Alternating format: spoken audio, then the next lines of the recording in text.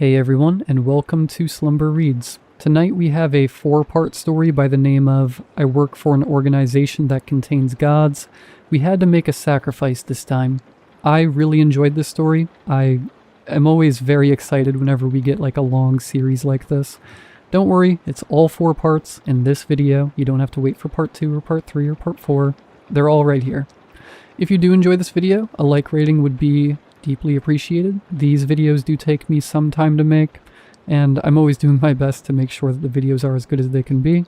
Subscribing if you are new is also very much appreciated, as I do post content just like this all of the time. Sit back, do whatever it is that you do to relax. Enjoy this story with no mid-roll ads, except for the ad break after this intro. There will not be any more ad breaks after that one. And as always, I hope you all have a great night.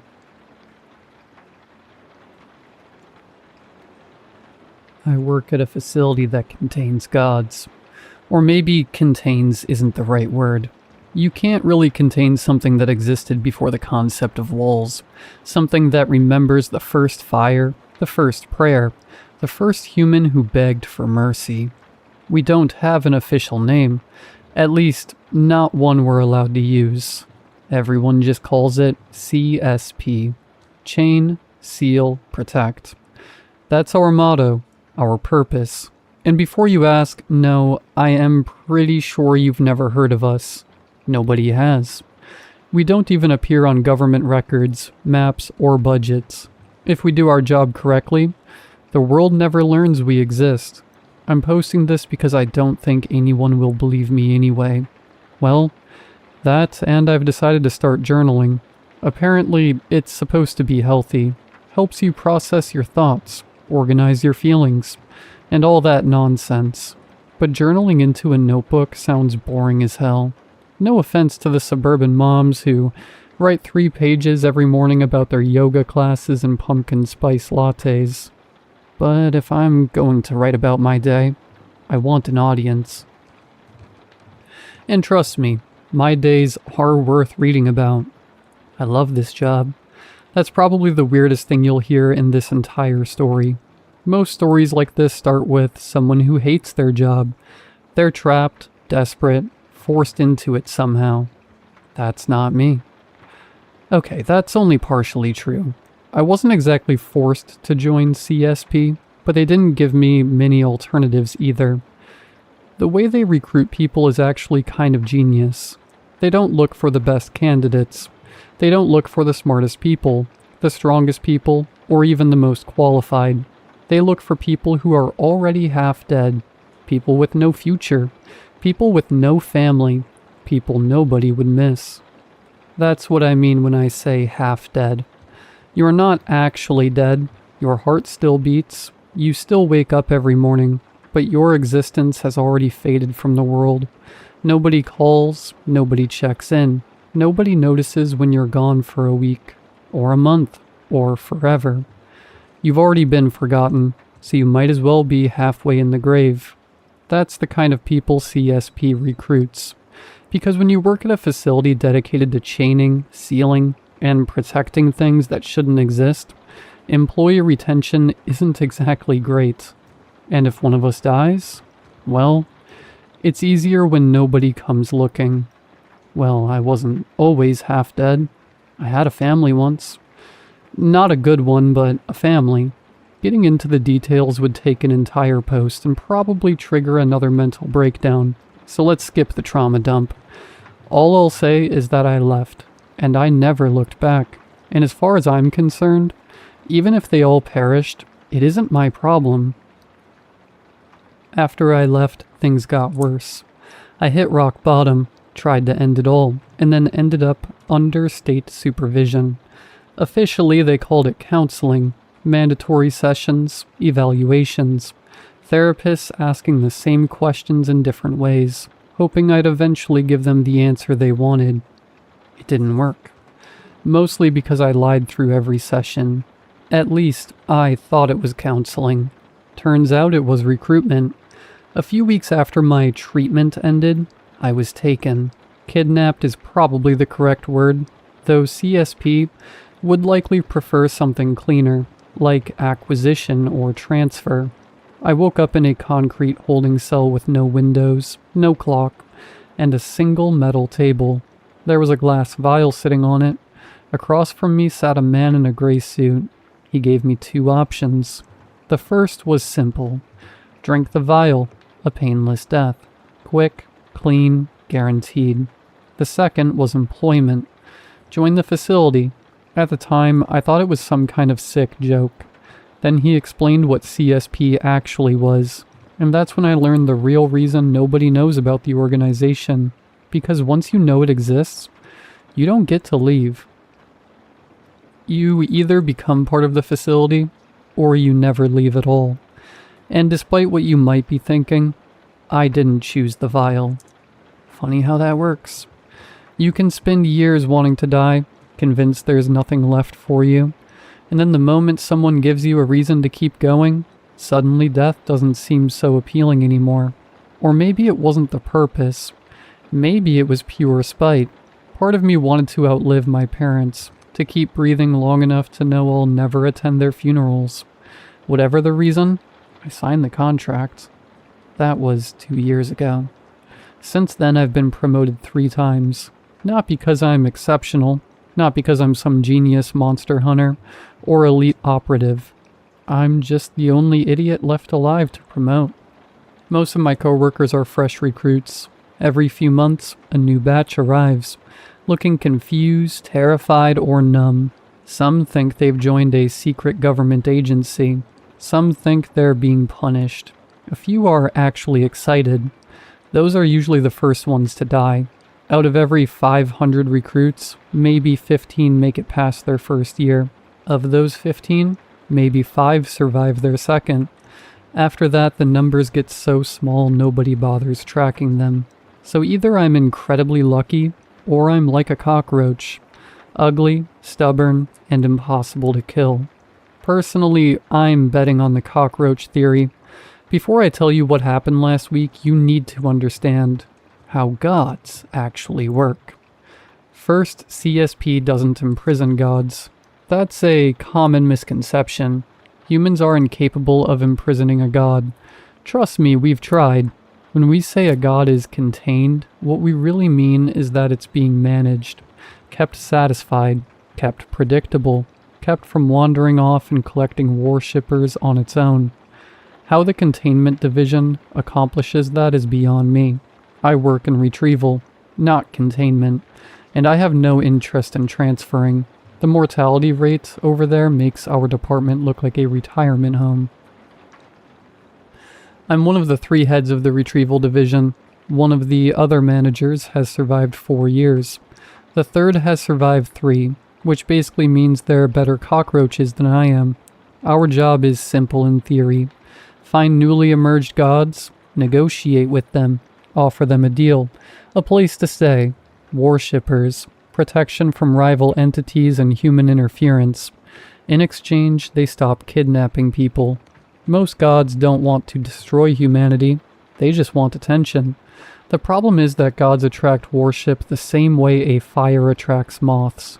Lost people, lonely people, desperate people. A god will whisper into their dreams, promise them purpose, and before long they're gone. That's why whenever you see a cluster of mysterious disappearances, odds are good a god is involved. Gods are classified by the number of active worshippers they possess. D class, 500 to 1,000 worshippers. C class, 1,000 to 5,000. B class, 5,000 to 10,000. A class, 10,000 to 20,000. Anything above 20,000 is considered S class. Anything above 500,000 becomes SS class. And anything beyond that, well, humanity stops pretending that it can control it. At CSP, we currently house 2 S-class entities and a single SS class. The lower classes are so numerous that nobody bothers counting them anymore. Anyway, the reason I'm journaling all this is because my therapist won't stop bothering me. Surprisingly, CSP has its own mental health department now, which is honestly more terrifying than most of the gods. Every month they drag me into an office, ask me how I'm feeling, and pretend they're surprised when I tell them I'm feeling terrible. Apparently surviving 2 years in retrieval isn't normal, and the fact that I can casually eat lunch while discussing casualty reports is a sign that I've developed unhealthy coping mechanisms. Their words, not mine. So this is my compromise. I'm not writing in a notebook like some depressed Victorian poet. I'm putting everything here instead. If nothing else, maybe it'll save the next poor idiot who gets recruited. Or maybe it'll just give future psychologists more material to argue about after I inevitably die. Either way, everyone wins. Now let's get to the reason I'm writing this in the first place, with what happened a few hours ago. A new assignment came across our desk. People were disappearing in the Sahara Desert. Now normally, that wouldn't raise any alarms. Hundreds of people vanish in the Sahara every year. The desert is massive, unforgiving, and very good at hiding bodies. What caught our attention was the increase. Normally the annual number sits somewhere between 250 and 500 disappearances. Last year it hit 600. This year, it had already reached 700, and we weren't even halfway through the year. Something was taking them, which usually means a new god has appeared. Our team was dispatched immediately. Unfortunately, I had another problem. I needed a new assistant. Again. I really need a new assistant, Jacob, I said. Well, Jacob is one of the other 2 cockroaches. Managers, I mean. And his name isn't actually Jacob. Neither of us use our real names here. CSP is very particular about keeping our identities separate from the organization. The fewer connections there are between your real life and this place, the better. If something gets out, nobody can trace you back to the facility, or the facility back to you. Mine isn't either. I named myself after a hair shampoo I used as a kid. Don't ask me why. It was the first thing that came to mind when they asked what name I wanted on file. Jacob looked up from his paperwork and sighed. No. No? No. And why is that? Because this is your 20th assistant this year. I pointed a finger at him. That statistic is incredibly misleading. How? Because it implies I killed them. Jacob stared at me. I stared back. Fine, I said. Most of them died on my missions. Exactly. It's not my fault the recruits keep dying. I'm not their mother. That's probably what worries me. I glanced at the dock. 10 minutes until departure. If I missed the helicopter, Jeff would leave without me. The pilot already hated me for reasons that may or may not involve an incident with an ancient fertility god and a fuel truck. Please, Jacob groaned. Fine, take Sean. A young man sitting nearby immediately looked horrified. Jacob shoved him toward me. He's from my division. If he dies, Nairi, I'm not giving you another assistant. Deal. I left before he could change his mind. Sean hurried after me toward the helipad. The poor guy looked like he was walking toward his execution. Statistically speaking, he kind of was. My retrieval team consists of 56 people. 7 are part of the command team. Myself, Sean, and 5 senior operatives responsible for actually negotiating with gods. The remaining personnel are security. Their job is simple: get us to the god alive, keep us alive while we negotiate, and get us back alive afterward. On paper, it sounds easy. In reality, it's usually the hardest part. We arrived at the Giza Pyramid. Normally this place is packed with tourists, but not today. Our team had the site shut down under the guise of renovations. We entered through a route the public doesn't know about. Not the path that leads up into the pyramid, but the one that descends beneath it. The ancient Egyptians were remarkable builders. Unfortunately, something had decided to use their masterpiece as a feeding ground. We encountered the first layer of worshippers near the entrance. They moved wrong. One man had both of his legs bent in directions. Legs aren't supposed to bend. Yet he sprinted toward us anyway. Another dragged himself forward with a broken spine. The security detail opened fire. 10 bodies hit the floor before they got close. We pushed deeper into the tunnels. The second layer was worse.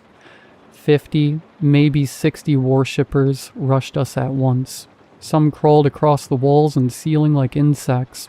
One dropped directly in front of me before Elena, my security captain, put a bullet through its skull. Another came from above. I shot it in the head, and it landed at my feet. "Move!" I shouted. We ran. The third layer was the last known layer, and that's where we found the god. It resembled a massive stone statue stretching from floor to ceiling like a trunk of gigantic tree. Thousands of worshippers circled it in endless loops, chanting in a language I couldn't understand. I locked eyes with one of them. The problem was, it didn't have any. Only empty sockets stared back at me. The instant it spotted us, a gurgling screech erupted from its throat. A sound so wrong it barely resembled anything human. Then every worshipper in the chamber began screeching. Thousands of voices echoed through the cavern. "Greetings, my lord," I said, stepping forward. The intelligence briefing had classified it as a C class. It wasn't. Not even close.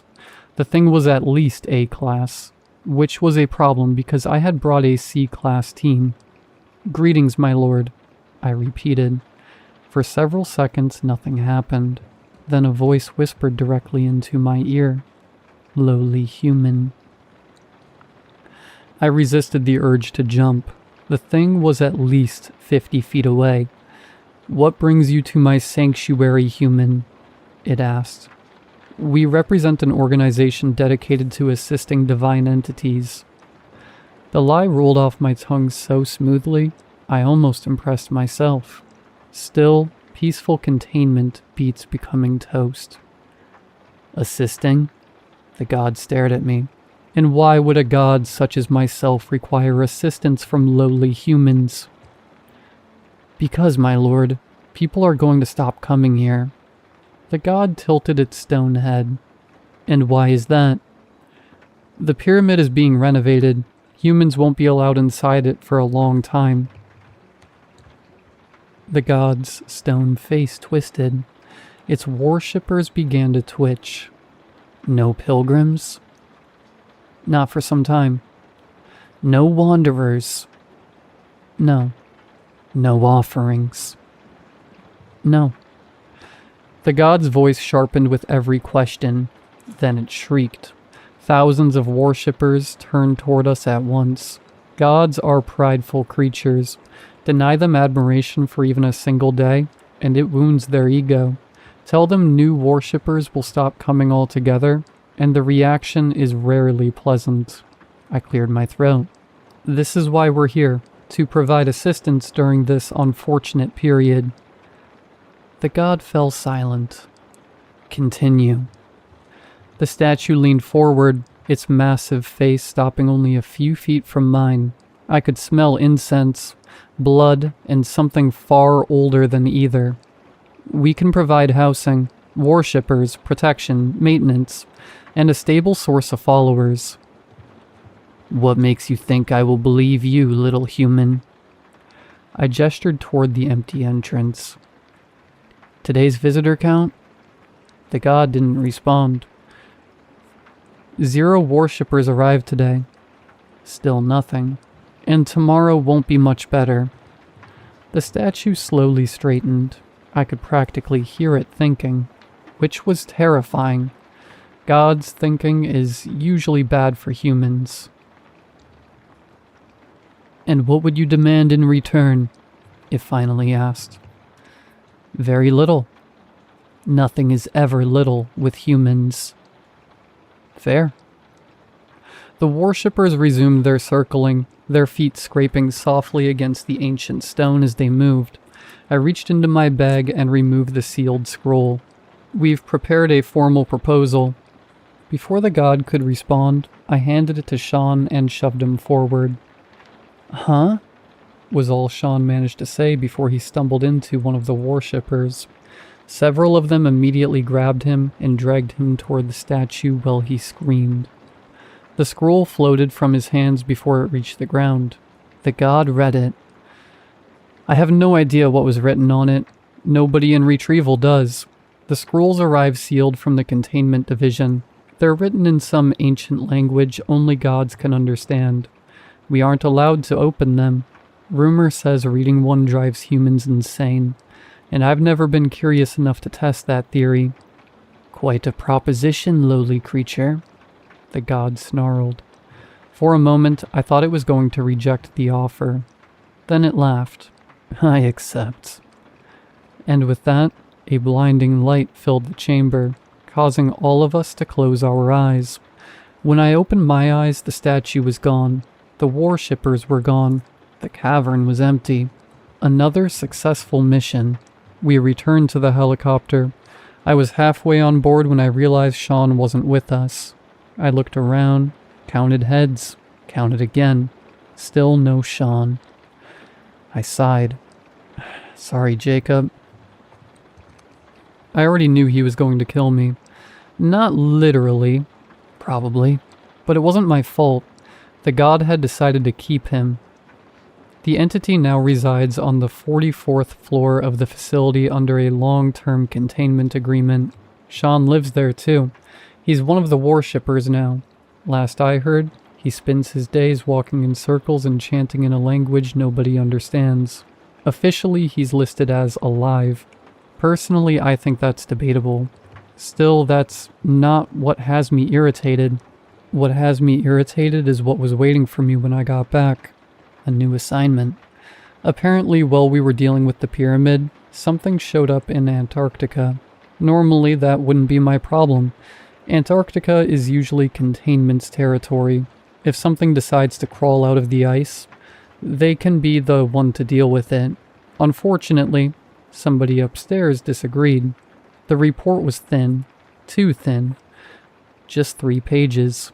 A satellite image, a casualty estimate, and a single sentence highlighted in red. Possible divine emergence confirmed. Retrieval team required immediately. I remember staring at that sentence for a long time.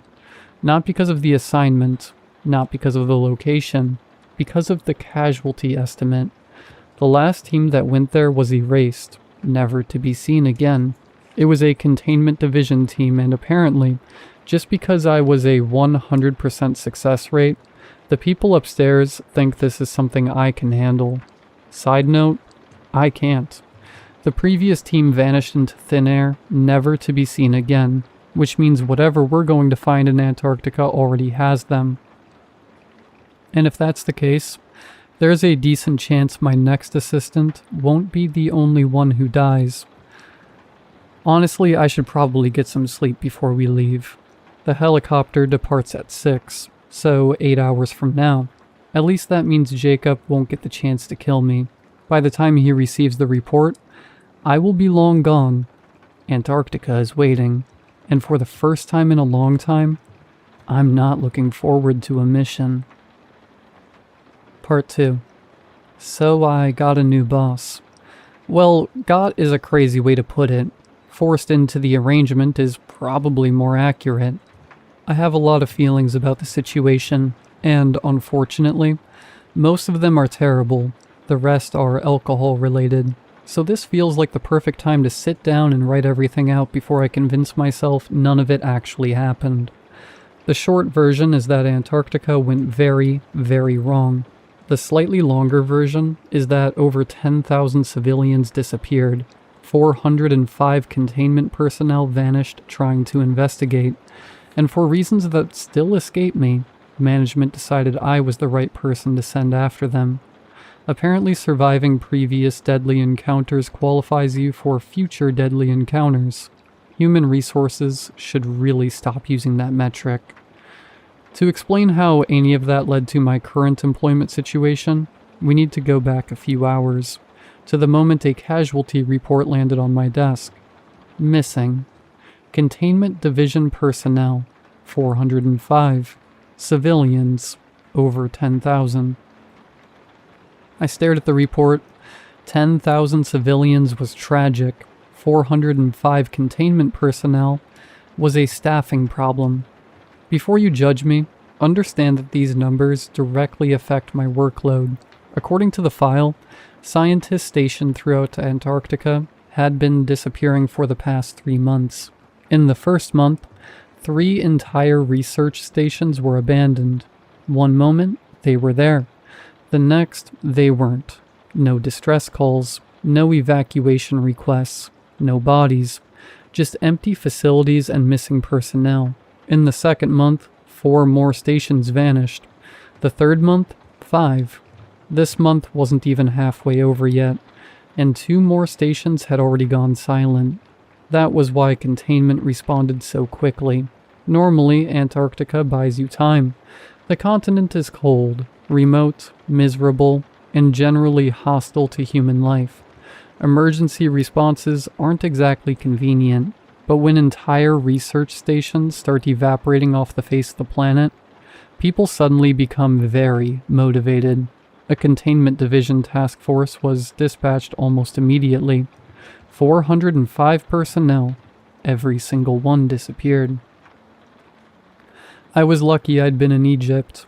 Otherwise, that would have been my team, and somehow, I don't think I'd be reading this report right now. I would have been part of it.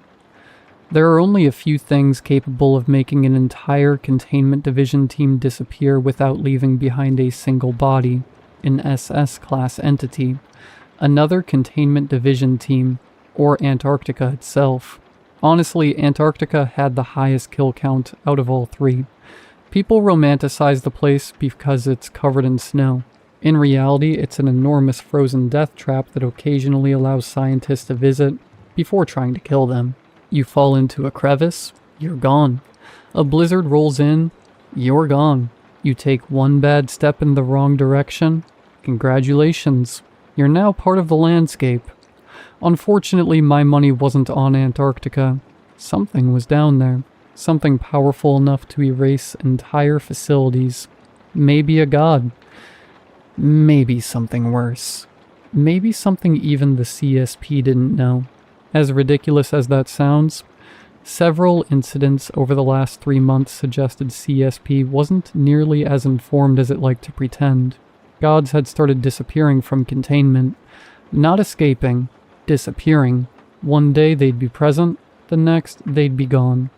Days or weeks later, they'd casually return as if nothing had happened. Whenever they were questioned, the answer was always the same. We had offerings to make. That was it. No explanations, no details. The lack of answers wasn't unusual. Most gods barely acknowledge that humanity exists. Talking to one is like trying to interview a hurricane. They generally don't care what you think and have no interest in explaining themselves. The only exception was a river god Jacob's team had recovered from the Amazon last spring. The thing loved hearing itself talk. Most gods treated interviews like talking to ants. It treated them like podcast appearances. When asked where the others were going, it gave us exactly one answer. The one with wings and a million seekers calls upon us. Then it refused to elaborate. Containment had dismissed the statement. I didn't, because I noticed patterns. Over 3 months, 10,000 civilians had vanished. Hundreds of personnel had disappeared, and gods were leaving containment facilities for mysterious gatherings. Either the universe was experiencing the world's strangest coincidence, or something beneath Antarctica was powerful enough to summon gods. Neither possibility improved my day. I had 6 hours before departure, so I headed for the library. The library wasn't actually a library. Calling it a library would be like calling a nuclear weapon a flashlight. Technically not wrong, but missing several important details. Over a century ago, CSP made a deal with a god living somewhere in the Himalayas. The arrangement was simple. It would provide a fraction of its knowledge in exchange for access to information twice every 100 years. Most people considered it one of the worst deals humanity has ever made. Personally, I thought those people were idiots. Most of CSP's understanding of the celestial came from deals exactly like this. Besides, from what I understood, the exchange benefited us far more than the god. Imagine spending 5 minutes talking to an ant colony and giving it centuries of your accumulated knowledge in return. That's basically what happened. The god got a conversation. Humanity got a shortcut through several thousand years of trial and error. After a few hours of searching, I focused on the statement from the Amazon god. The one with wings and a million seekers calls upon us. The library returned no results. That got my attention. The 44 floors of information never return 0 results. Ever. Everything leaves a trail, especially gods. They're far too arrogant to hide it. If they could, they'd write their names across the moon and expect humanity to thank them for the view. I tried searching for winged gods instead. Thousands of entities appeared for winged entities, but none matched. The more I thought about it, the less sense the description made. Gods don't have wings. Not real ones. Their forms exist for accessibility. They need followers. They need worshippers. Floating permanently above humanity would be the supernatural equivalent of opening a restaurant in the middle of the ocean. That's when I realized the thing being described probably wasn't a god. Unfortunately, that realization only led me to something worse. One of the historical texts contained a section titled Origins. According to the book, the gods hadn't simply appeared, they had been created. One passage immediately caught my attention. The makers descended from heaven and raised the first gods from among lesser beings. I'd never heard the term before. Makers. The chapter provided almost no explanation before abruptly ending. Another book mentioned 3 objects descending into Antarctica thousands of years before recorded civilization. They weren't meteors. They didn't leave craters. The illustration on the next page nearly made me drop the book. 3 winged figures emerged from the ice. Their bodies were covered in eyes. Millions of eyes. My stomach dropped as the Amazon god statement echoed through my head. Not seekers. Eyes. The translation had been wrong, or perhaps the god had intentionally used a word that meant both. The beings in the history books had a name. Angels. When I searched the library database for them, only a single result appeared. 1 page. The library contained millions of books and somehow only possessed a single page about angels. That terrified me more than anything I'd read all day, because it meant somebody had gone out of their way to erase them from history. According to the document, angels existed before the gods. They had been created directly by the Creator and originally maintained reality itself. But then they got bored. I stared at the sentence for several seconds. Bored. The document compared their behavior to humanity.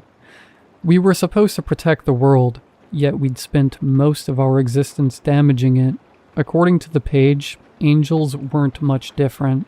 After existing for millions, or perhaps billions of years, they simply stopped caring.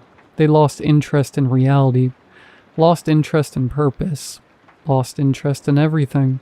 Somewhere along the way, they started creating gods, not because they needed to, but because they were bored.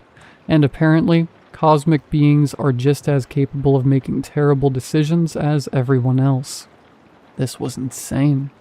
CSP barely possessed the resources necessary to manage some gods. Several entities remained cooperative solely because they felt like it.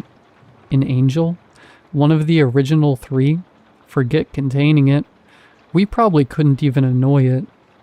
If what I'd read was true, then Antarctica wasn't dealing with an SS-class entity. We were dealing with something far older, far more powerful, something that gods themselves answered to. I glanced at the clock. 3 hours until departure. There was no way in hell I was keeping this to myself. I folded the page and headed for the elevators. The board of directors occupied the 102nd floor. Most personnel never set foot there. The directors were usually too busy to meet without weeks of scheduling and enough paperwork to kill a small forest. I didn't have weeks. I barely had 3 hours. By the time the elevator doors opened, I was practically jogging. Most of the directors were off-site, which left me with exactly one option: Mr. Stonehill. Unfortunately, Stonehill sat above the head of containment and held a permanent seat on the board. He was also a snob, though that hardly made him unique among upper management. I knocked once. "Come in." The door slid open. Stonehill looked exactly as he always did, like a snake that had somehow learned how to wear a suit. I placed the page on his desk. "Sir, I think I've found something connected to Antarctica." I explained everything: the disappearances, the gods, the books, the angels. When I finished, he glanced at the page and sighed. The facility already knows about angels. I felt irrationally offended. I'd spent hours discovering information he apparently already had sitting in a filing cabinet somewhere. "Then you know what's beneath Antarctica?" "No." The answer came immediately. Because if an angel were involved, none of this would be happening. I frowned. Stonehill leaned back in his chair. "Gods care about followers. Angels don't.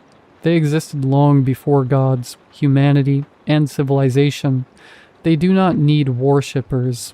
No need for sacrifices. No need for attention." He shrugged. 10,000 missing humans would mean nothing to them. I looked down at the page. The Amazon gods said they were being called. Gods say many things. I hated that answer. Then what's happening? The entity is gathering followers. His expression hardened. And every hour we waste debating it increases the body count. I stared at him for a moment before asking the question that had been bothering me since I entered the office. "How do we know it's gathering followers?" I asked. "What if it's just killing people because it wants to?" That actually got his attention. For several seconds he considered the question before shaking his head. If something powerful enough to erase 400 personnel killed purely for amusement, humanity would have disappeared long ago. I hated that answer. Unfortunately, hating it wasn't going to buy me any extra time. Before I could argue, the office door opened. Stonehill's assistant stepped inside. "Sir, transport is ready." Stonehill nodded, then looked at me. The conversation was over. "Your aircraft leaves in less than 2 hours, Miss Nyeri." I grabbed the page from his desk. Stonehill had already gone back to his paperwork. As far as he was concerned, Antarctica contained another god, another mission, another problem. Nothing more. I knew the CSP viewed personnel as grains of salt, so his indifference didn't surprise me at all. We reached Antarctica surprisingly quickly. The aircraft was mostly automated, which wasn't standard for CSP operations. They usually insisted on keeping a pilot on board. This time they didn't. Personally, I figured it was because if all 800 of us vanished, they'd still be able to recover the plane. The CSP loves cutting costs, which is funny considering none of us get paid. People hear secret government organization and imagine unlimited budgets. The reality is less glamorous.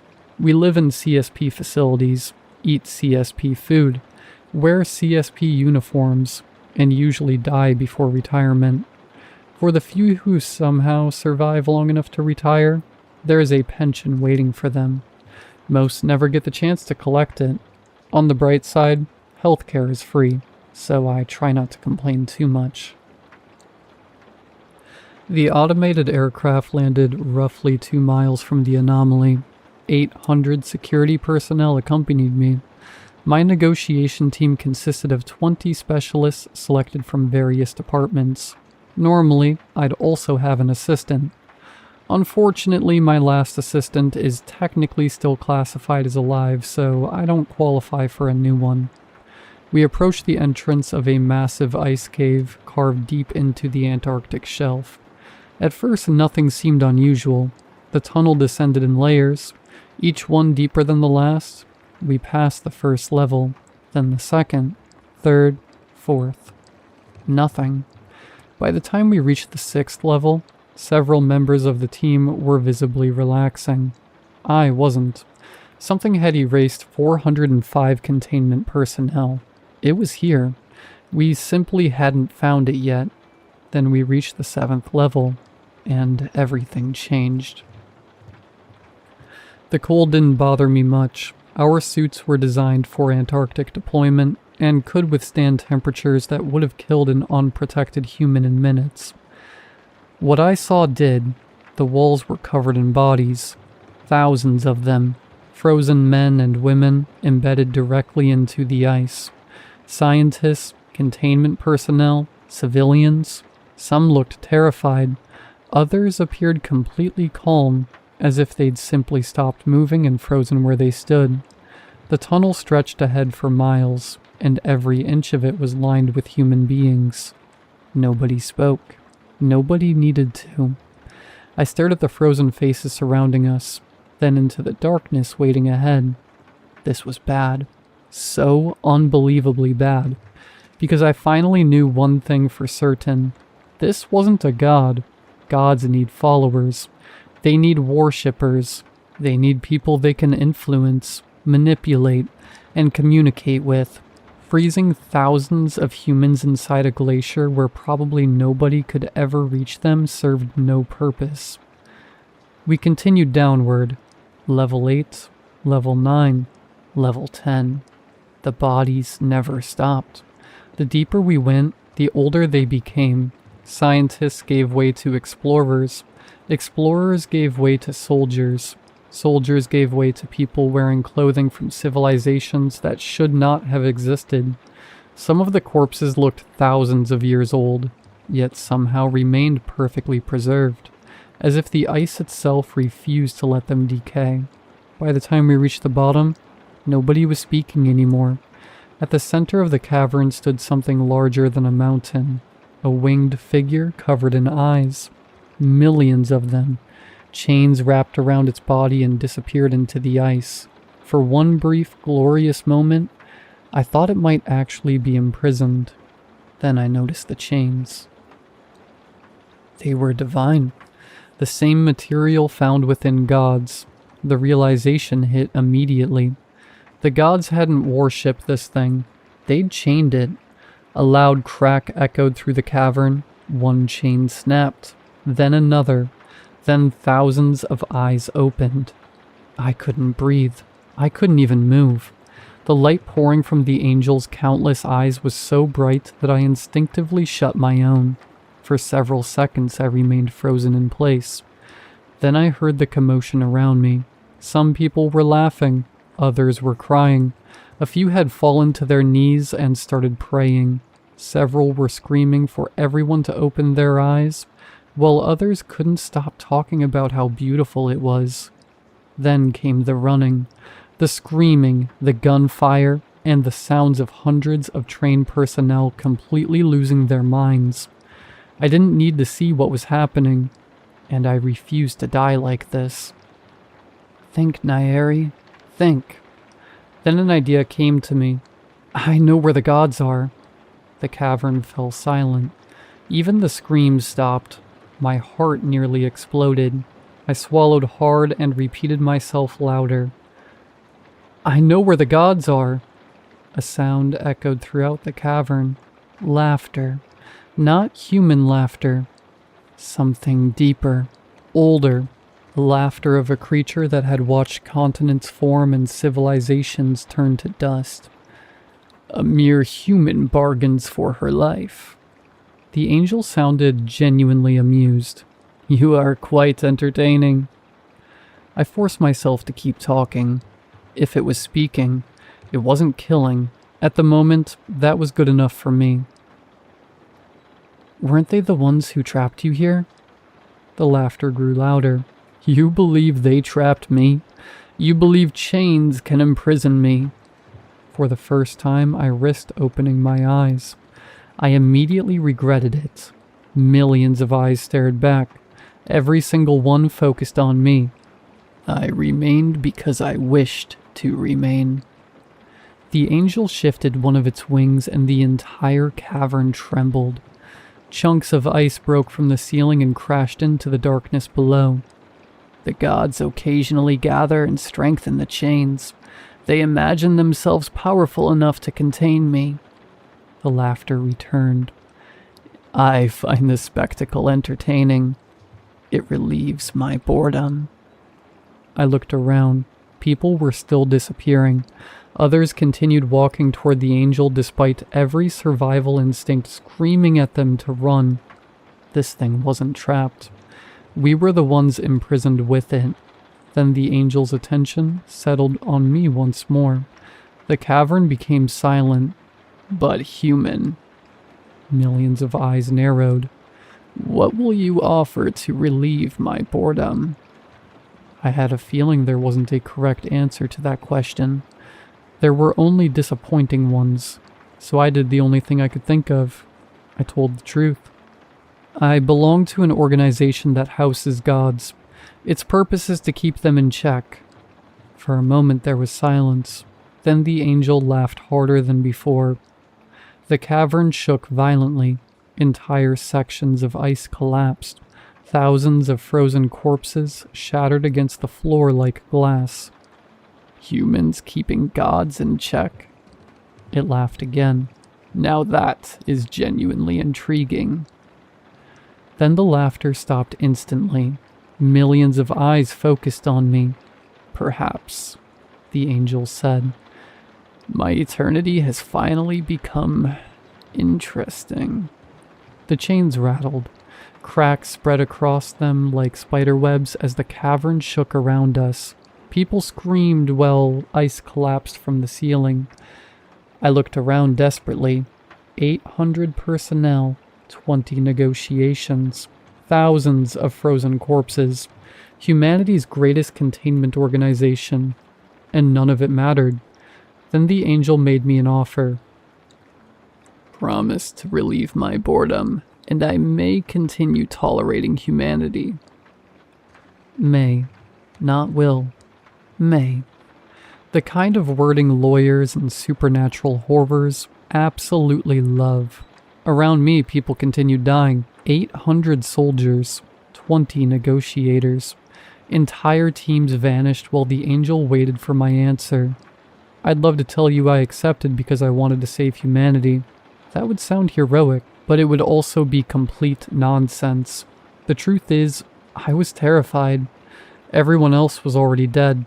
The mission was over. The expedition had failed.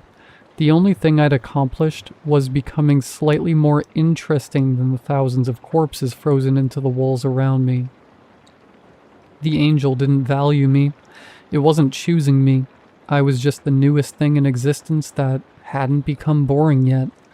Unfortunately, that was still a much better position than everyone else's. Maybe refusing would have saved the world. Maybe accepting doomed it. I didn't know. What I did know was that I wasn't ready to die in a hole beneath Antarctica, so I made the only decision that benefited the person I cared about most. Myself. Okay, I said. I agree. Just make it stop. The world turned white. When I woke up, I was inside the aircraft. The engines were running. The autopilot was already returning us home. The seats around me were empty. No soldiers, no negotiators, no pilots. The angel had never accepted my terms. It had offered its own. As soon as I returned this afternoon, I found myself standing before the board of directors trying to explain why I was the only survivor. What happened there, Agent Nairi? Madame Lenny's voice cut through the silence. All 8 board members, including Stonehill, were staring at me. It was an angel.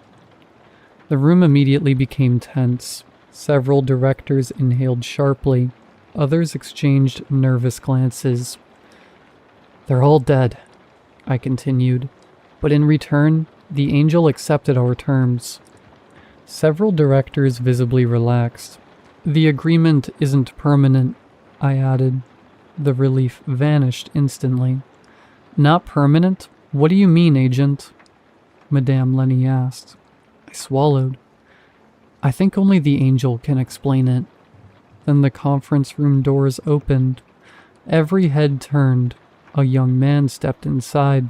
Dark hair, perfect smile, eyes that seemed far too bright. For a moment, nobody moved. Nobody breathed. The young man looked around the room, his smile widening as he took in the expression staring back at him. Then he tilted his head slightly. "Someone promised me that you all would keep me entertained." His gaze drifted across the conference table. For a moment, he looked almost disappointed. I suppose we'll find out if she was telling the truth. Now, if you're wondering, yes, he came back with me. I know what I said earlier. The aircraft was empty when I woke up. It was. There were no pilots, no negotiators, no soldiers. I never said there were no angels. Looking back, it's probably a good thing CSP decided to save money and remove the pilot. Explaining why I'd returned to the aircraft with no crew and a perfectly healthy man wearing normal clothes in sub-zero temperatures would have raised some uncomfortable questions. So that's how I ended up with a new boss. Funny how life works. One day you're trying not to die beneath Antarctica. The next, you're apparently an assistant employed to entertain an immoral cosmic horror older than civilization. Although assistant probably isn't the right title. If he's the boss of Stonehill, then technically we are all assistants. The way I see it, humanity didn't stop an extinction event beneath Antarctica. We negotiated a performance review, and eventually, every audience gets bored. Part 3. Jacob returned 3 weeks later, and he was pissed. I was sitting in the cafeteria enjoying what was supposed to be a peaceful lunch break when the doors slammed open, hard enough to make half the room jump. Jacob walked in covered in scratches, mosquito bites, and what I sincerely hoped was mud. The Congo mission had apparently gone badly. From what I'd heard, he'd spent part of it wrestling a lion after it wandered into their camp. Then his team got eaten alive by mosquitoes before they even reached the god. After that, they still had to negotiate with the thing. Honestly, it sounded exhausting. Unfortunately, the moment Jacob spotted me, I knew exactly where all that frustration was going. I had enough time to think, oh no, before my sandwich disappeared. 1 second it was in my hand, the next it was flying across the cafeteria. Then I was flying across the cafeteria. Jacob grabbed me by the collar and hurled me over a table. I hit the floor hard enough to reconsider several life choices. "What the hell?" I shouted. Several employees immediately stood up and started leaving. Nobody gets involved when managers start fighting. It's one of the unspoken workplace safety policies everyone follows. "We had a deal, Nairi." He looked genuinely furious. Jacob normally had the complexion of a corpse. Somehow, he'd managed to turn bright red. It was honestly impressive. "Sean is still alive," I said. "Yeah, on paper." "Paper is what determines whether he's alive. You and I both know he's only classified as alive because he's physically inside the facility." "That still sounds alive." Jacob looked like he wanted to throw me across another table. "The report says you shoved him." "I did." "You shoved him toward a god." "We were negotiating." "You used him as a sacrifice." I climbed back to my feet and stared at my ruined lunch. The sandwich had done nothing wrong. That's a very loaded word. "Nairi." "What?" "You shoved an assistant into a supernatural entity." "And?" For a moment, Jacob stared at me. I sighed. Look, I didn't know the god was going to keep him. I don't even know what was in the contract. None of us know the ancient language. For all I know, the contract could have included a section about complimentary assistance. Jacob opened his mouth. That's not the point. It kind of is. The point is Sean is walking in circles on floor 45, chanting at walls. I shrugged. The god did something outside the agreement, outside standard procedure, and outside my knowledge, which means that this is a containment problem, not a Nairi problem. The surrounding cafeteria had gone completely silent. Jacob looked genuinely conflicted because, unfortunately for him, I had a point. A terrible point. A morally questionable point, but still a point. I hate you, Jacob said. That's fair. Then he grabbed my backup sandwich off the table and started walking away. This was such a bad start to the week. Jacob had stolen my backup sandwich, thrown me across the table, and somehow managed to make Sean's situation sound like my fault. I picked up my tray and dumped what remained of my lunch into the trash.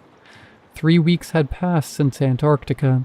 3 weeks since I'd brought an angel back to the facility. Yes, everyone knows about him now. That had somehow become my problem too. I was halfway through mentally drafting a complaint to Human Resources when the cafeteria went silent. Not normal silent. Not coworkers watching two managers argue silent. The kind of silence that makes you immediately think, oh, for the love of God, what now? Jacob stopped dead in his tracks. The anger drained from his face so fast it was almost impressive. His eyes moved past me towards something behind me. Around us, employees started standing up. A few lowered their heads. One woman dropped her tray, and nobody moved to pick it up. The entire room had suddenly become very interested in not attracting attention. I sighed. I already knew what that meant. I turned around and immediately understood the problem. The angel was standing in the doorway. He looked the same as he had in Antarctica. Tall, pale, perfect.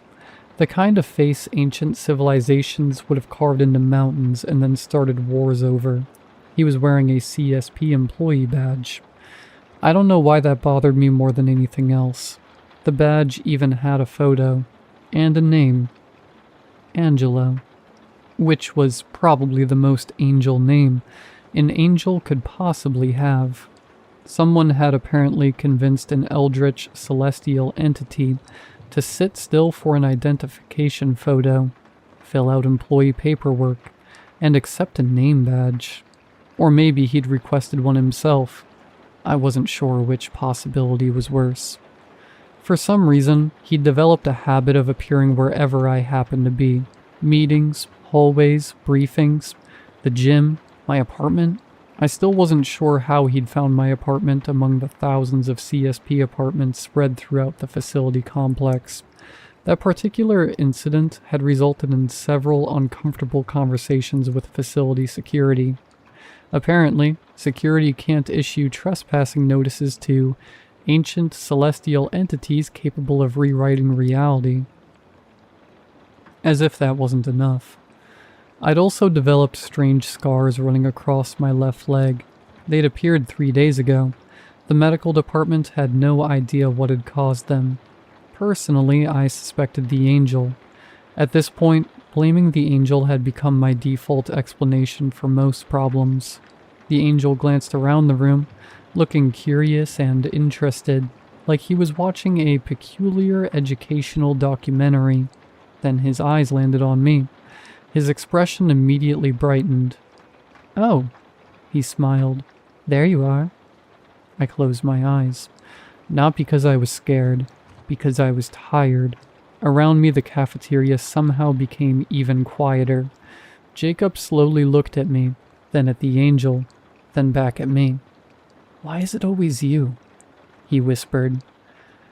I ask myself that every day. The angel started walking toward us. Everyone immediately moved out of his way. Nobody wanted to end up on the angel's list of hobbies.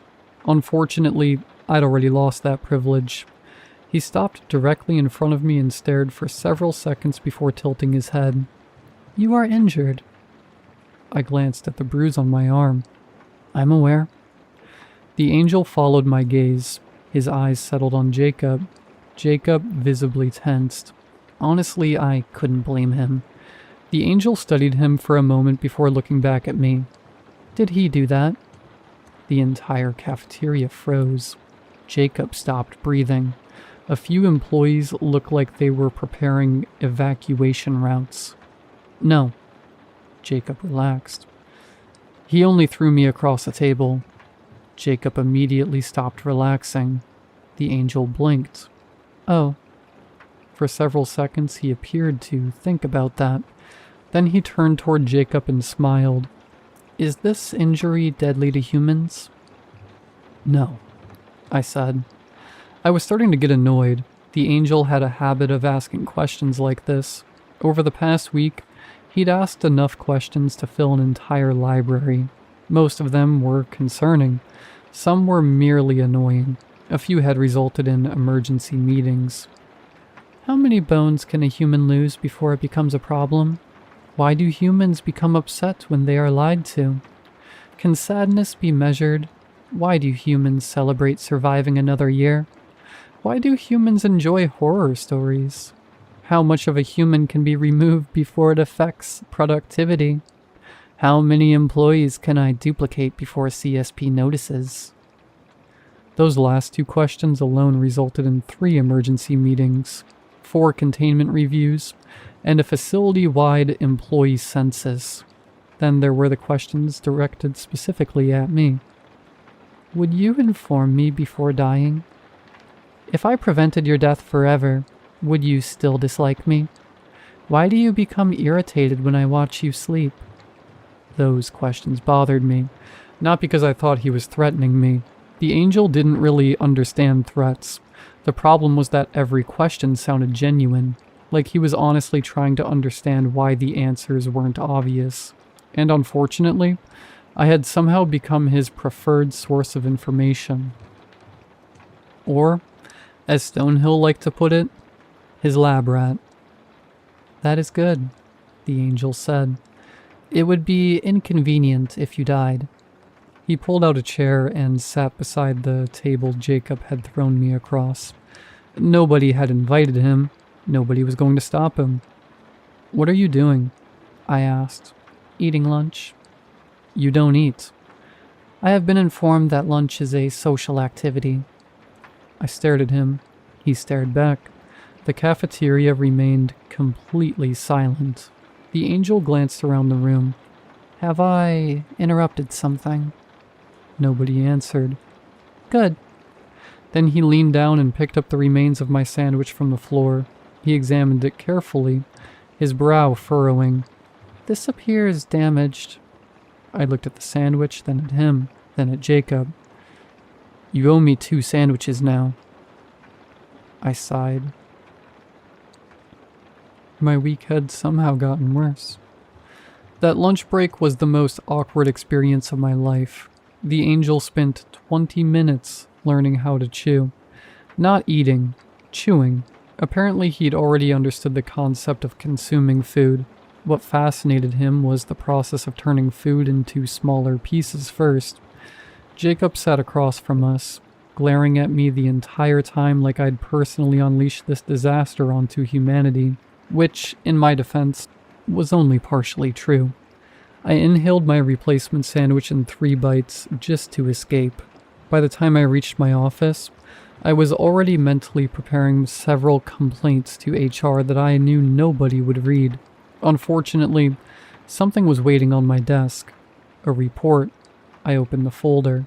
Missing 5,317 residents. Location: a small city in Nevada.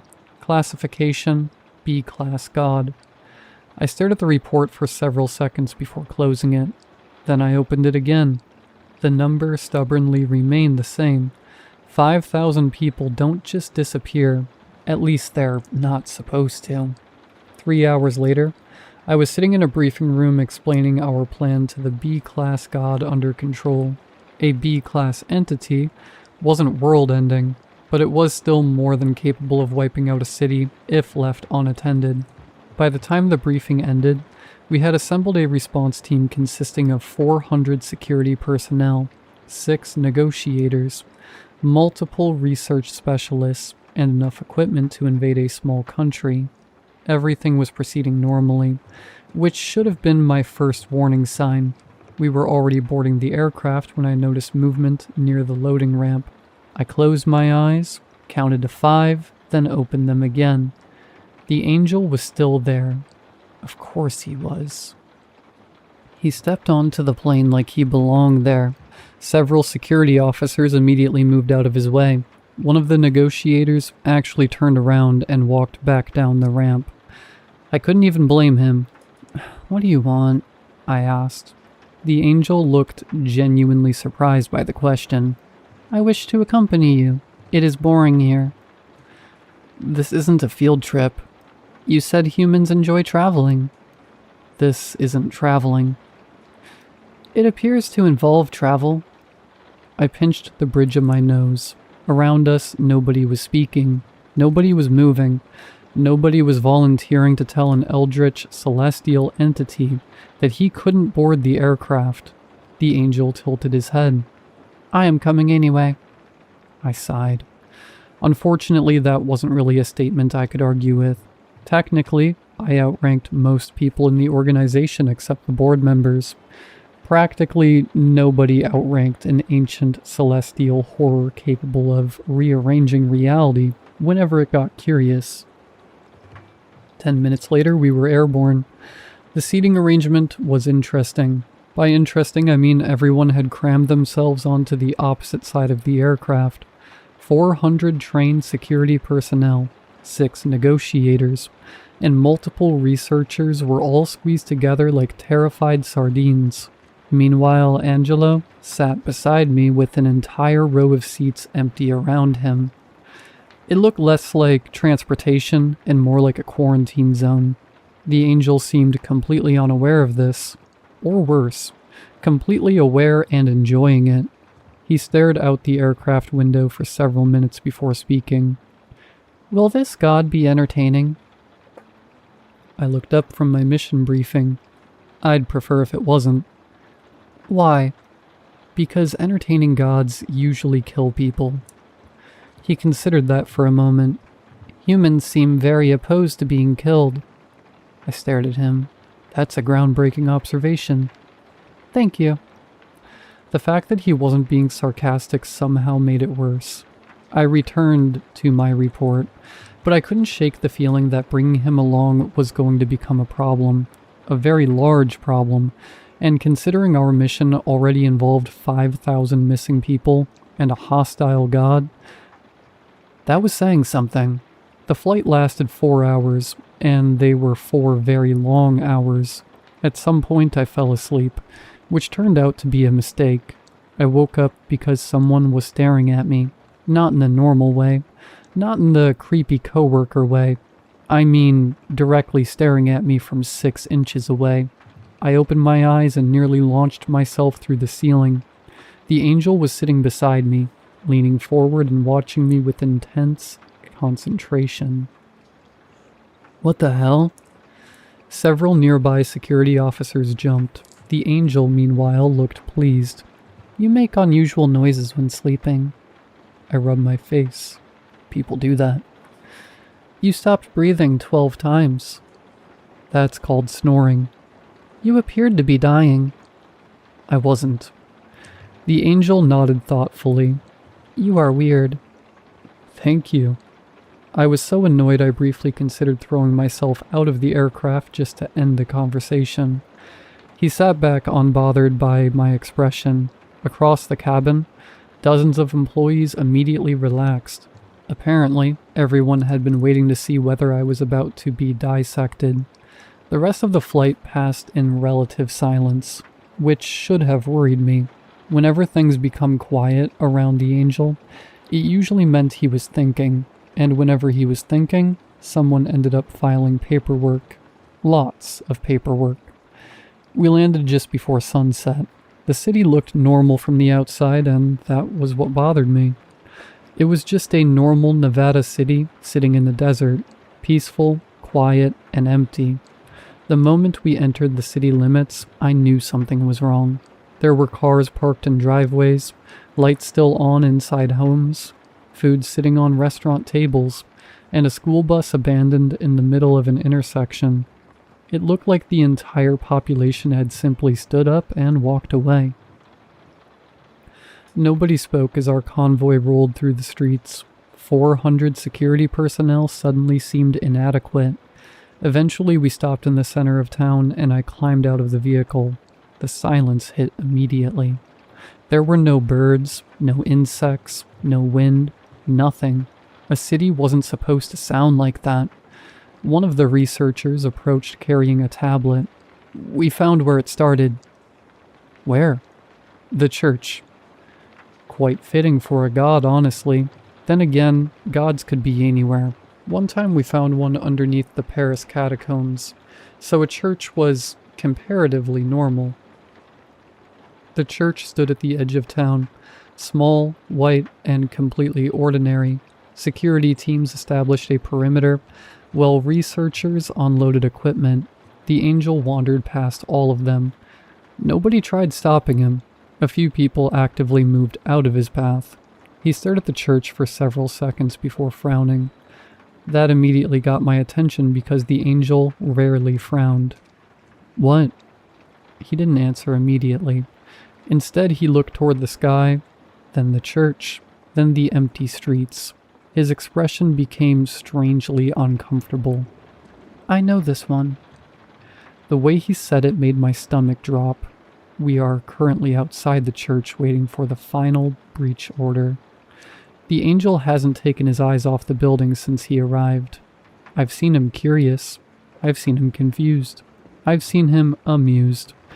This is the first time I've ever seen him look concerned. If I'm being honest, that's making me consider several alternative career paths. Anyway, they're calling us in. I'll update this journal if I survive whatever is waiting inside. Part 4. Final part. I survived. I realize now that survival and success are not remotely the same thing. Looking back, I should have taken the angel's concerns more seriously. You know the god? Yes. That was not reassuring, not even slightly. The angel looked at the church the same way someone might look at a former coworker they absolutely hated. That is unfortunate. I stared at him. What does that mean? He was quiet for several moments before smiling, and somehow that was even worse. It means your chances of survival have decreased significantly. Nobody laughed. The angel seemed genuinely confused by this reaction. Then he raised one hand and pointed toward the church. It is one of the gods that believe it could imprison me. For the first time since Antarctica, genuine excitement entered his voice. The smile on his face widened, and widened, and widened, until it stretched from ear to ear.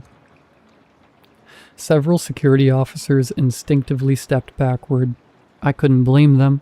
The expression wasn't human. It wasn't even close. Why are you smiling? I asked. Honestly, I just wanted him to stop. The angel's eyes remained fixed on the church. Do you believe in heaven? I blinked. What? Heaven, he repeated. Do you believe humans go there after death? I stared at him. I had no idea why he was asking that. Maybe it was because we were standing in front of a church, or because he didn't think we were going to survive. Then again, most of what he did made absolutely no sense, at least not to humans. Why would I asked. The angel blinked. Why would you not? I shrugged. All the gods I've met live on Earth. If they're here, who's in heaven? To my surprise, the angel laughed. Not loudly, just enough to make me immediately uncomfortable. You are intelligent, he said. I've been told otherwise. His smile widened slightly. How far can his face actually stretch? If humans do not go to heaven, where do you think souls go when they die? Thought about it for a moment. The honest answer wasn't particularly complicated. I don't know. The angel waited. If I had to guess, somewhere maybe. That's usually how religions explain it. I had never been particularly religious, much to my parents' disappointment. The angel tilted his head. They do not. I frowned. What?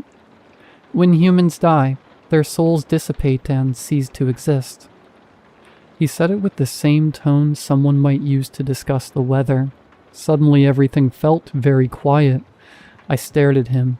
The angel stared back. Around us, security teams prepared equipment, checked weapons, and finalized entry plans, completely unaware that the angel had just casually informed me that the afterlife wasn't real. For several seconds, neither of us spoke. Finally, I shrugged. Okay. Yeah. You do not seem upset. Should I be? The angel studied me carefully. Most humans react poorly to that information. I was genuinely too tired for this conversation. Why? Because they fear death. That sounds like a future me problem. The angel stared. I continued. If I'm dead, I really can't do anything about it. The silence stretched. Slowly, the angel leaned forward. For the first time since I'd met him, he looked genuinely baffled. You are remarkably unconcerned about your own mortality despite repeatedly surviving situations that should kill you. I shrugged. Being concerned about death won't stop death. Everybody dies eventually. The angel continued staring at me.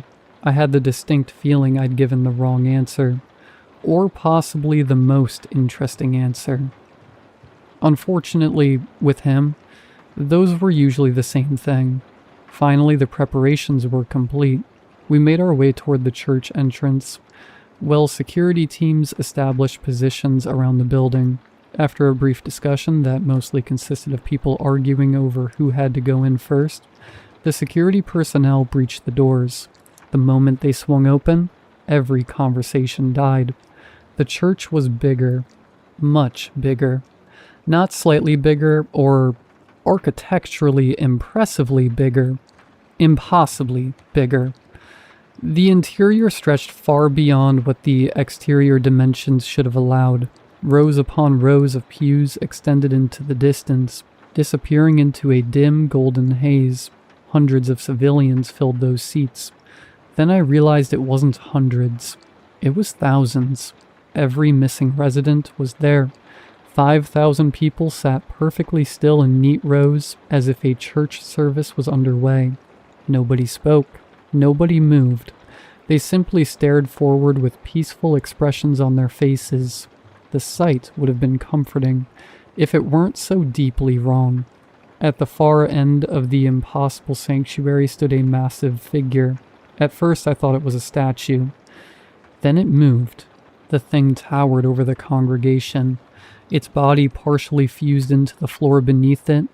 Thick roots, or maybe veins, spread outward from its lower half, disappearing through the stone as if the church itself had grown around it. Its head resembled that of a goat, crowned with twisting horns, while its body was covered in dark feathers like some grotesque bird. Human hands protruded from the mass of feathers, pressed together in prayer. The entire thing looked wrong, not horrifying in the traditional sense, just bizarre in a way that made my brain struggle to process what it was seeing. Its enormous hands remained clasped together as thousands of worshippers mirrored the pose. Every missing resident knelt in perfect silence, staring toward the thing at the front of the church. Thousands of people praying, thousands of people worshipping, and at the center of it all sat a god. "Why are you here, human?" Its voice echoed through the sanctuary despite the fact it hadn't raised it. 5,000 heads remained perfectly still. I stepped forward before anyone else could. "We have a proposition. Humans are going to notice that an entire city disappeared. We can help you keep your current worshippers, but you need to cooperate." The god tilted its head. "Or?" I sighed. "Please understand, if the government discovers what's happening here, they'll eventually respond by removing the problem." That wasn't technically true. The government wasn't the problem. We were. CSP generally handled situations like this. If a god refused our agreements, we didn't negotiate forever. We erased the problem from the map. The god's expression darkened. "Remove?" "They wiped the entire location off the map." A long silence followed. Then the god blinked. "I see." Surprisingly, it didn't seem particularly concerned. Its gaze drifted past me, past the security teams, past the researchers, past everyone. Then it froze. The change was immediate. Its pupils widened. The feathers along its body puffed outward. For the first time since we'd entered the church, the god looked genuinely afraid. "Wait, is that—" A voice answered before I could. "Yes, it's me." The angel stepped forward. For the first time since entering the church, the congregation reacted. Thousands of worshippers shifted uneasily. The god stared. The angel stared back. Recognition flashed across both their faces. Then the god's expression twisted into horror. Unfortunately, the god recognized that smile. "And I remember you." The angel's grin widened. The smile on his face was entirely wrong for the situation. The god recoiled. For a moment, I forgot that I was looking at a god. Fear is a remarkably universal expression, and whatever history existed between these two, the god wanted absolutely no part of it. The deity surged to its feet. Roots tore free from the stone floor with sounds like breaking bones as it rose to its full height. "What have you done, you fools? You let him here." The entire church shook. Thousands of worshippers suddenly stood all at once. 5,000 people moved in perfect synchronization. My stomach dropped. This is bad. The crowd surged toward us. Security personnel immediately formed defensive layers around the negotiators, researchers, and medical teams. Training took over. Orders were shouted. Rifles came up. Then the first wave hit. Gunfire erupted throughout the church. The sound was deafening.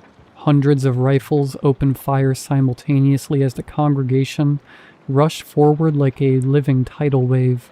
Bullets tore through pews and shattered stained glass windows. People screamed. Radios exploded with overlapping orders. The worshippers didn't stop. They just kept coming. And through all of it, the angel stood there smiling at the god, like he'd finally found something interesting. None of this matters anymore. The mission had changed. Negotiation was over. Containment was over. Now we were moving to demolition. I pushed through the chaos toward the altar, clutching the demolition charge against my chest. The device wasn't much larger than a backpack, but it carried enough firepower to bring down a building if placed correctly. Unfortunately, there were several thousand extremely motivated civilians between me and where I needed to put it. I shot at the civilians. I'm not proud of that. I'm also not dead. Unfortunately, those were the only two options available at the time. Security personnel fought desperately to hold the crowd back, while I slipped through gaps in the fighting. A woman grabbed my arm. I fired. A man lunged at me from between the pews. I fired again. Somebody tackled one of our researchers to the floor, and I fired a third time. I didn't stop moving. Stopping was how you died. By the time I reached the front rows, my ears were ringing from gunfire, and my lungs felt like they were on fire. The air smelled of smoke, blood, and burning gunpowder. The god saw me immediately. Of course it did. Its massive head turned toward me as I sprinted between shattered pews. Around us, gunfire echoed through the impossible sanctuary, while thousands of worshippers surged through the defensive line. Somewhere behind me, security teams were still trying to prevent the situation from becoming even worse. They were failing. The charge suddenly felt very small, and the gods suddenly felt very large. Behind me, the security teams were buying time with bullets. Ahead of me sat an angry deity, and somewhere to my left, the angel was laughing, not helping, just laughing, which somehow made the situation even worse. I reached the base of the altar and dropped to one knee. My hands were already moving, pulling the charge free, arming it, and setting the timer. For one glorious second, I thought I might actually pull this off. Then the god moved. One moment it was 20 feet away. The next, a massive hand filled my vision. I threw myself sideways. The hand slammed into the floor where I'd been standing. The impact sounded like a car crash. Stone exploded outward as the shock wave hit me like a truck. I lost my footing and flew across the sanctuary. The last thing I saw before impact was the demolition charge sliding from my hands. Then I hit a wall. Hard.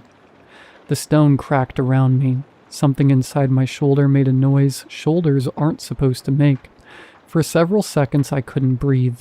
I slid to the floor in a shower of dust and broken masonry, while pain shot through every part of my body. Everything rang. My ears, my head, my teeth, the entire world. Through blurred vision, I spotted the charge lying near the god's roots. Still armed, still ticking. The god saw it too. "Eat dirt," I muttered. Then the explosion detonated. The blast lit up the sanctuary like a second sun. The shock wave ripped through the church. Stone pillars shattered, stained glass vaporized. Entire sections of the floor erupted upward. The god let out a sound somewhere between a scream and a roar as fire engulfed the altar. Then gravity remembered its job. The ceiling began to collapse. Chunks of stone the size of cars tore free overhead. Cracks raced across the impossible sanctuary as the entire structure groaned around us. People screamed. The remaining worshippers scattered. Security teams threw themselves behind whatever cover they could find. I managed exactly one thought. Is this how it ends?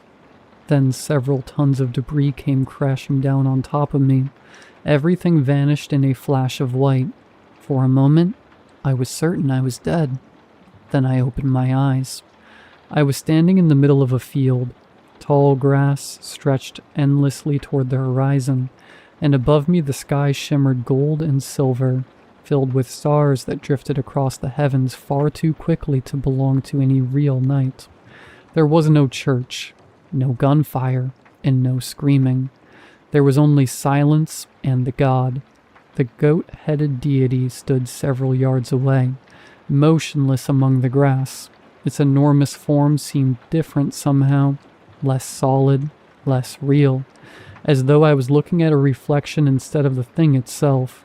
I stared at it, looked around, and then looked back at it. What the? The god inclined its head. "Hello, human." The deity's feathers rustled despite the absence of wind. "You stand at the edge of a doorway. Your body remains elsewhere." That explained absolutely nothing. Am I dead? No. Oh. The god seemed disappointed by how calmly I accepted that answer. For several moments, neither of us spoke. Then it stepped closer. "You travel beside a dangerous thing." I immediately knew who it meant. The angel? The god's expression darkened. I waited, and eventually it spoke again. "When the first voice shaped the world, every star, every god, and every living thing was given a name." I frowned. Okay. "Most names are forgotten." Its gaze settled upon me. "Some should remain forgotten." The grass bent around us as though something vast had shifted beneath the earth. Then the god recited, "Before the throne and before the sky, before the first star learned to fly, a voice bestowed both fate and seal. a word no servant may repeal. Find that word and make it real, and even heaven's hounds must kneel. The field fell silent. I waited. The god waited. What does that mean? The deity blinked. The one you call angel wears many names, but only one was given. Something about the way it was said made my stomach tighten. The stars above began to fracture as thin cracks spread across the sky. The field around us started to dissolve, and the god's voice echoed through the growing darkness. Find the name spoken by its creator, and even the oldest servant must listen. The world split apart around us. I stared at the deity. Why are you helping me? For the first time, the god hesitated. The cracks widened, and the grass dissolved into drifting fragments of light before it finally answered. Because I remember what it was before it was given a purpose. The field shook beneath us. The god's eyes remained fixed on mine. And because some things should never be allowed power. The world shattered. The last thing I saw was the goat-headed deity staring directly at me before everything went dark. For a brief, glorious moment, there was nothing.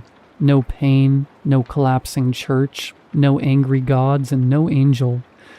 Then consciousness returned, immediately followed by regret. I opened my eyes to the familiar sight of a hospital ceiling.